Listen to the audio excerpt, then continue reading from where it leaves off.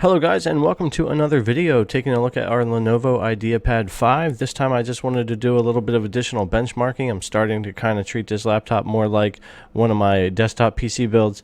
So I'm going to be using PCMARK10 and 3DMark today, and also I've had a few of you, not very many, but a few of you have wanted to see how Blackmagic Raw Test will run on this laptop for video editing on their software. So I've also got that in here at the end of the video as well for you, and only in that benchmark I compared it to my Ryzen 3600 RTX 2060 build just to give you a little bit of a reference point.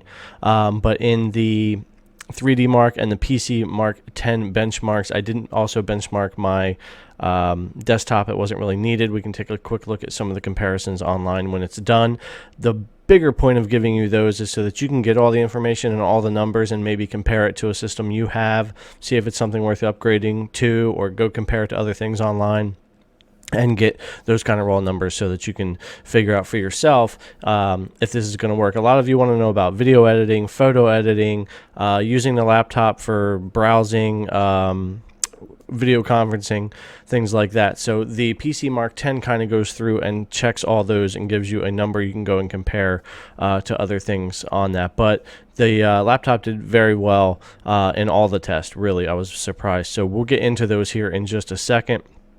We will again be looking at PCMark10, 3DMark, and Blackmagic Raw Speed Test, and we'll talk a little bit along the way as we go through those. Some areas might be real time, some might be sped up. On top of that, if you're new to the channel, welcome. Thank you. I hope that you'll subscribe, like the video, ring the bell, leave a comment. This is a small community, but it is fast growing. In about a week, I've gone from 263 subs to I think about 929 at filming this video. I know it's mostly all due to this laptop. Those videos really took off. Before that, it was Shadow and GeForce Now were doing well. But the Lenovo Ideapad 5 with the Ryzen 4500U just happened to be very popular. I'm hoping that helps me get to a point where I can cover more products here, get into more game benchmarks, more PC parts, video cards, all kinds of stuff that I want to get into here. Cloud gaming is also a big one on this channel. I have all the cloud gaming services. I'll be testing those more and more, and I'm also going to start streaming almost strictly, not completely, but mostly primarily focused on streaming cloud services on Mixer. Not so much just as a gamer or for the gameplay, but actually doing like service testing on Mixer, streaming those services, playing different games, taking requests for games, questions, basically just a place to go hang out besides YouTube. For another community and for the community here to come, and we can check out different streaming services together on Mixer. So that's something that I'm going to start doing soon. My Mixer is brand new. There's only like 2 followers right now, and I don't know what my streaming schedule is going to be like yet because I'm working on the channel so much. But I do plan on starting to push some of my content like live streaming of those services like GeForce Now, Stadia, PS Now, Shadow PC, stuff like that. I plan on doing some live streaming on Mixer. I might eventually start doing a weekly or bi-weekly live show on Game Tech Planet on YouTube where I can take some Q&As. We can look at different things. Maybe we'll put the laptop up and look at some things or other devices we get. Maybe we'll just benchmark some games, or just look at some news. Who knows what that's going to be like. I'm just kind of looking toward the future of things that might be going on. I might have a Microsoft Surface Go 2 coming soon. I'm not sure. I may opt to go for a tablet that I've been wanting anyway, rather than another laptop right now since I just got this Lenovo, but we'll see. Hopefully, eventually, I'll be able to get my hands on a lot more stuff for the channel, but right now, I got to kind of mix it with my personal stuff and the channel and only buy what I really can. So, with that said, thanks to everyone who's been subscribing. This is a great community of people so far. I have great people in the comments, people answering questions, going in there and communicating. And that's the point of why I made this channel. There's a lot of reasons why I made this channel that we'll probably get into at some point. But one of the big reasons is I'm that guy in the family who's the tech guy, the friend circle on the tech guy. I go with people to buy their new TVs and phones and computers and all that. I build all the PCs for my family and for my friends. I fix them. I upgrade them. I mean, nobody I know really cares to ever want to do anything with any of that stuff.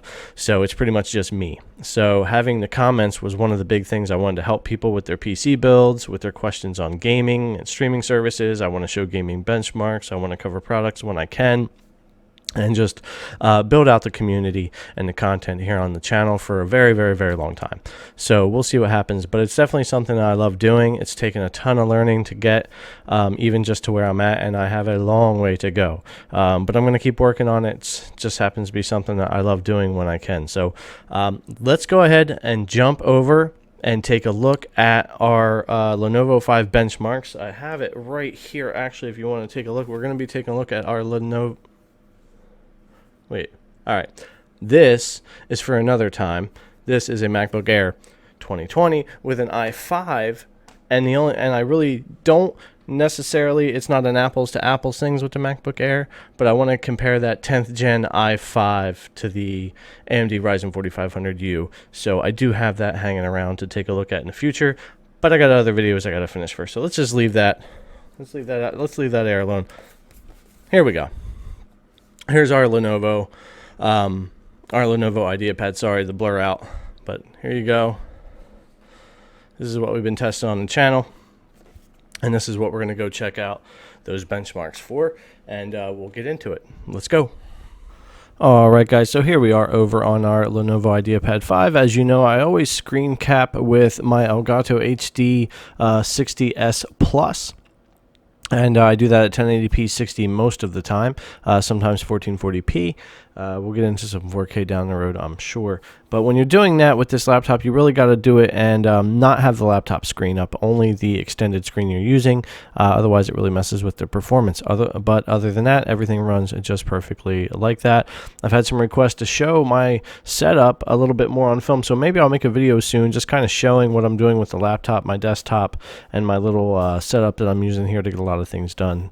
But anyway, thanks a lot for checking out the beginning of the video. If you did, that was just a nice little community update, a little surprise with the MacBook Air 2020 there.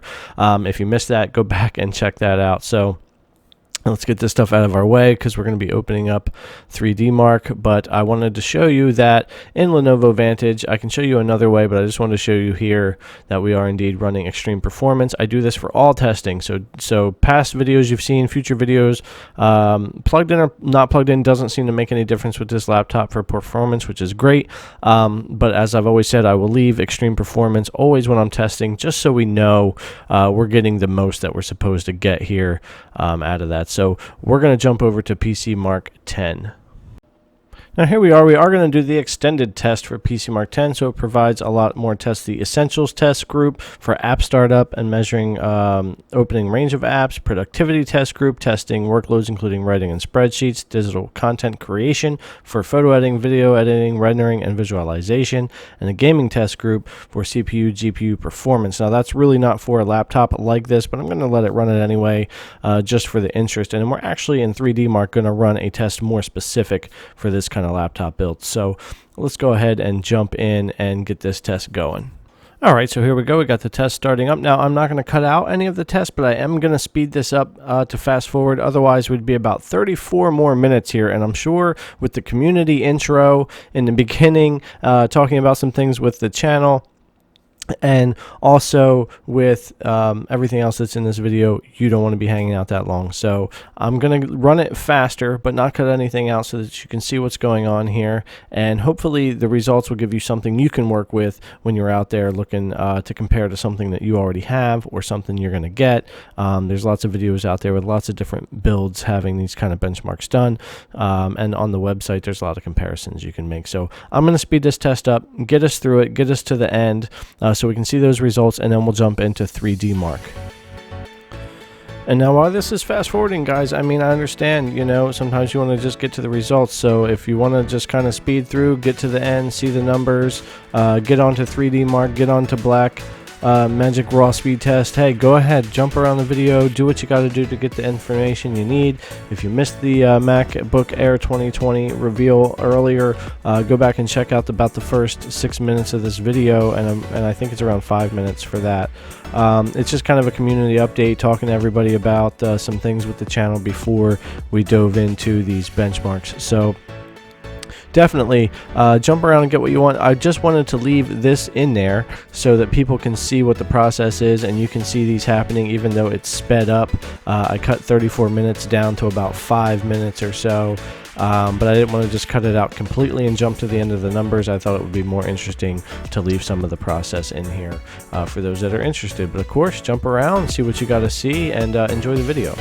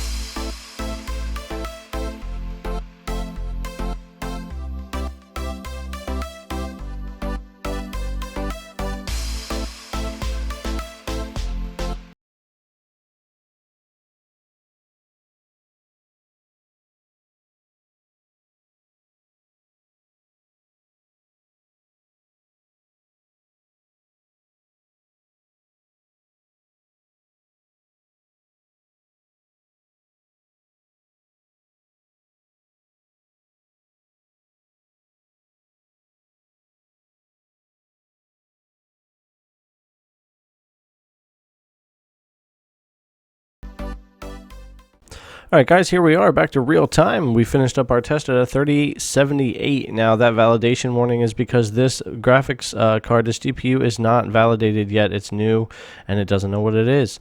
App startup, productivity. So we got our essentials, productivity, digital content creation, and gaming scores there for you. Our monitoring graphs here. I mean, we're not going to deep dive and go into everything. I just wanted to get these numbers out so that you have them on this laptop, and then you can use these, like I said, to compare to a build that you already have, a laptop you already have, or something else online that you can find the information for, and just kind of know where this is landing more than anything else, more than me trying to get into a million things. So it just does not know this graphics card right now. It didn't have as much trouble with 3DMark, but in the end it did still say that it didn't recognize it. So I'm sure that will change in the future. This is really new, and a lot of people are actually still trying to get their hands on these. So at the 3878, with the comparison with all these scores up here. Now, what the interesting thing is, this is extremely close on the PCMARK10 to the Intel 10th Gen Core i7. And in 3DMark, spoiler, the Ryzen 4500U with Vega 6 is going to really beat the 10th Gen i7 with the Iris Pro graphics. So in 3DMark, that's going to be pretty interesting. And that is a 4500U versus i7.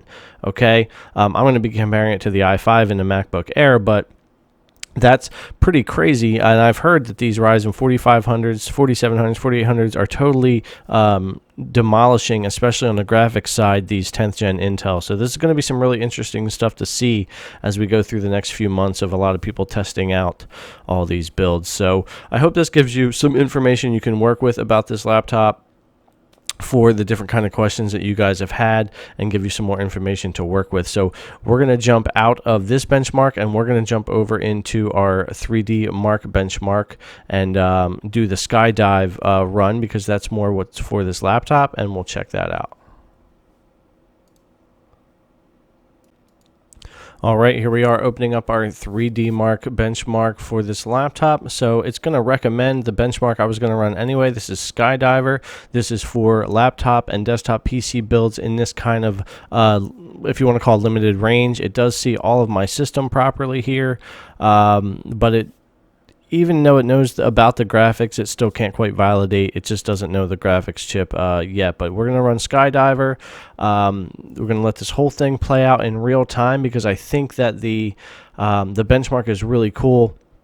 And to see how smooth it runs, and they have a nice little soundtrack going. It's just a really nice little benchmark. So rather than speed things up here, I'm basically just going to let this thing run out for you. So go ahead and check this out, and I'll catch back up with you towards the end of the benchmark.